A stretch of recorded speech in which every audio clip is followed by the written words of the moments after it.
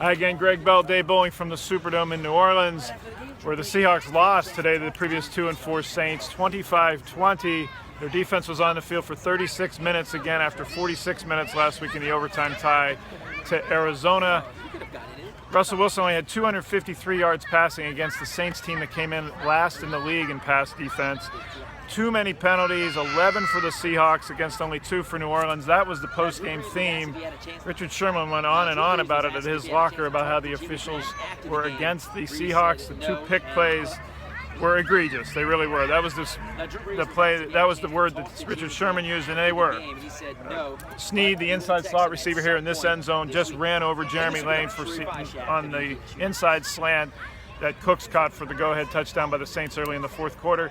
Then when the Saints were trying to drive and the Seahawks were trying to stop them in midfield, get the ball back with still 4 minutes left, another pick play on Richard Sherman's side knocked Sherman to the ground. Snead again plowing ahead of an inside slant that set up the Saints for their final 3 points of the game. Dave, your take on the post-game refs are against us.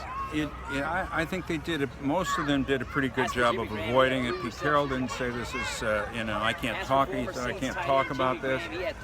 So they were dodging it, but he said that's for you guys to talk about it. And so I'm perfectly happy to talk about it. It was an 11-2 disparity. I've just covered this game objectively. I don't have a rooting interest. I think the Seahawks got a pretty bad deal on a couple of those calls, particularly the pick plays. There was another one downfield that certainly seemed to be misinterpreted. I'm not saying they come in here and they've got, we got to win this game because we got bets on it.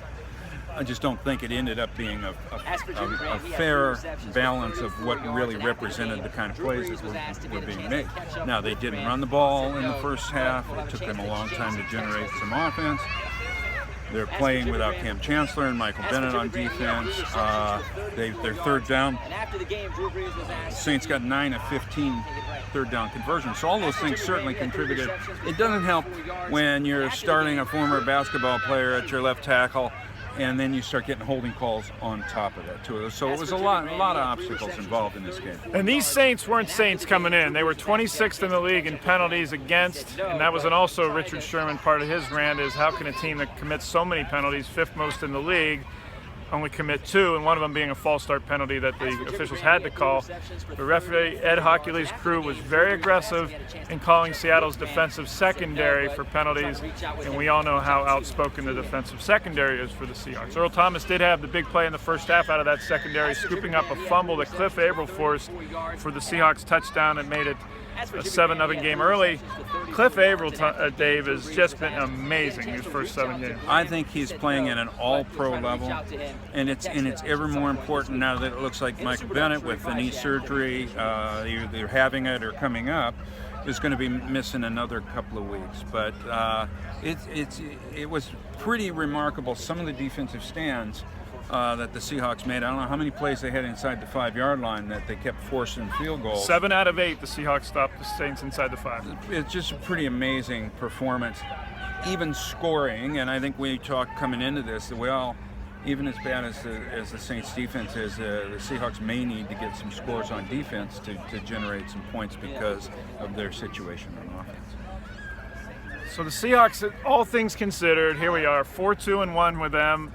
Arizona got shellacked. Cardinals got beat again, so it's not still a big, this doesn't feel like a real bad loss when you consider the situation, the travel, the overtime, the tie last week, the imbalance of how many plays the defense had to play.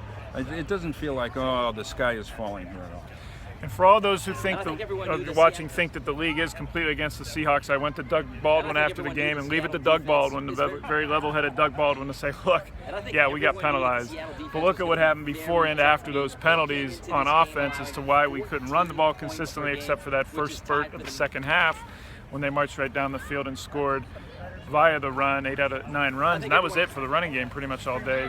Baldwin says, hey, look at everything in totality. The penalties aren't helping, but the offense is not helping itself either. And it's also the third time this season that an opposing rusher gained over 100 yards, right, which it was none last year. That's right, three 100-yard rushers. Tim Hightower today being the third for a Saints offense that couldn't run the ball a lick coming into this game. There's some regrouping to do with this team because Buffalo's coming in, and they have been a surprisingly strong team. They'll play Monday night in Seattle. The Seahawks are already heading on the bus, which, by the way, Jimmy Graham walked on by walking the entire length of this field, and I got to walk about 50 yards of it with him with a bunch of trailing New Orleans media. He had absolutely nothing to say about his return. He was stone silent and multiple questions. We'll be back in Renton for the rest of the week. The Seahawks and Bills on Monday night, a week from tomorrow night, and then at New England, then home to Philadelphia. So the road continues to get tough for the Seahawks here, though they remain a game and a half up in the NFC West. Thanks for watching.